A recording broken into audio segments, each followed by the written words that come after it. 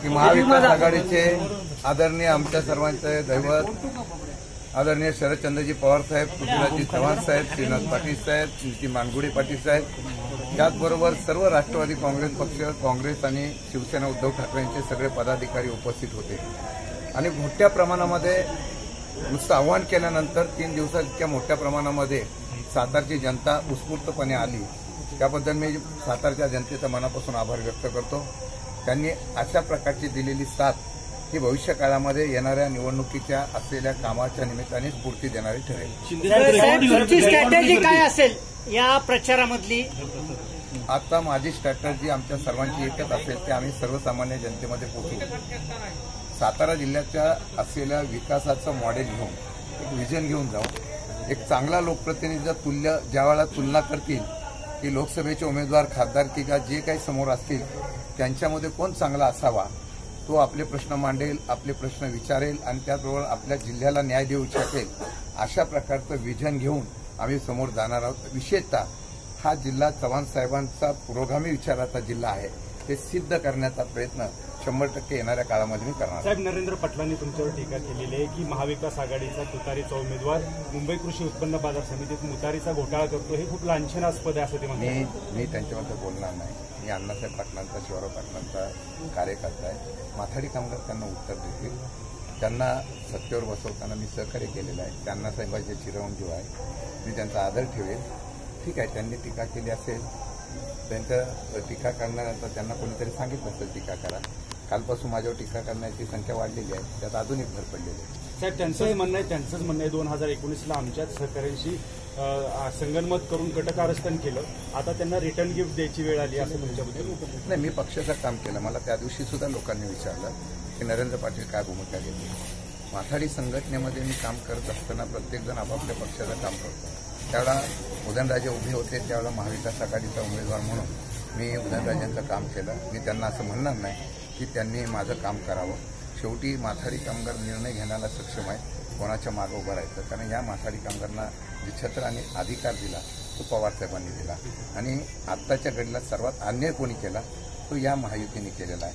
त्यामुळे ते काय बोलतात त्याकडे मी लक्ष देत नाही आणि मी त्यांना लक्ष द्यावं एवढं मला काही वाटत नाही महत्त्वाचं। साहेब, ज्यावेळेला तुमचा भ्रष्टाचार झाला त्यावेळेला त्यांनीच पहिल्यांदा तुमच्यासाठी रान उठवलं होतं की त्यांच्यावर हा खोटा आरोप केला गेलेला आहे आणि आता ते बदललंय। काय झाले, कालपासून 2-3 लोकांना स्क्रिप्ट दिलेली दिसते। आता मलाही कळत नाही की भ्रष्टाचार झाला। आता निवडणुकीच्या 2 दिवस अगोदर अख्ख्या जिल्ह्यामध्ये वातावरण निर्माण झाल्यानंतर झाला असं सांगतात। मी उद्या प्रेस सविस्तरपणे घेणार आहे। त्या प्रेसमध्ये मी सविस्तर सांगेन जे काही आरोप केले गेलेले आहेत ते पूर्ण राजकीय आहे। जे देशात राज्यात चाललेलं आहे तेच आता या ठिकाणी करण्याचा प्रयत्न होता, हे दुर्दैव आहे। मी कालही सांगितलं जनतेच्या न्यायालयात निर्णय होऊन द्या, जनतेच्या न्यायालयामध्ये त्याबद्दल निर्णय कौल देतील तुम्हाला मान्य असेल आणि विशेषतः न्यायालयामध्ये जो काही विषय होईल त्याला मी मान्यता देईन। मला आता करत नाही, 15-20 वर्षानंतर अचानक त्या ठिकाणी आणि उद्यासुद्धा ज्या मोतारीच्या घोट्यावरती बोलतात, ज्यांनी आत्महत्या करायला लावली, उद्या त्यांची कुटुंबसुद्धा येऊन समोर स्टेटमेंट द्यायला तयार होतील की कोणी षडयंत्र केलं असो। राजकारणात कूटनीतीचा प्रकार होत असतो, आपण सरळ चालायचं असतं आणि मला वाटतं की ते लोकांना माहिती आहे म्हणून हे सगळे पूर्वीचा पण आरोप कोर्टामध्ये फेटाळला गेला, आता सुद्धा फेटाळला गेला। चव्हाण साहेब, ही विजयाची गर्दी वाटते का तुम्हाला? काय कसं वाटतंय? महाराष्ट्रामध्येच परिवर्तनाची लाट वाहते आहे। सातारा जिल्हा त्याला अपवाद नाही। विशेषतः सातारा जिल्हा हा फुले शाहू आंबेडकरांचा विचाराचा जिल्हा आहे। स्वर्गीय यशवंतरावजी चव्हाण यांची ही कर्मभूमी आहे। पवारसाहेबांच्यावर प्रेम करणारा जिल्हा आहे। आजची गर्दी ही विजयाची नांदी आहे।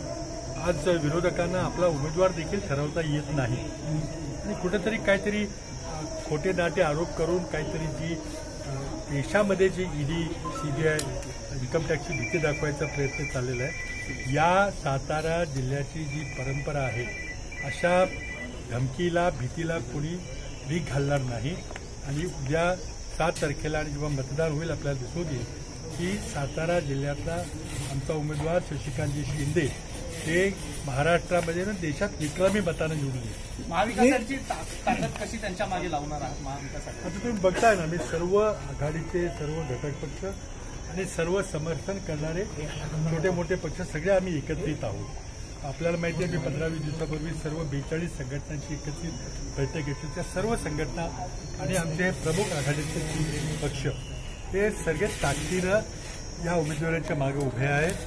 आता एकच लक्षात घ्या की विरोधकांना आपला उमेदवार देखील अजून ठरवता येत नाही. त्याचा अर्थ काय ते तुम्ही समजून घ्या. बाबा, तुमच्या मतदारसंघातून कराड दक्षिणमधून शशिकांत शिंदे साहेबांना कितीचं लीड मिळालं? आमच्या मतदारसंघातून विक्रमी लीड मिळेल एवढं सांगतो.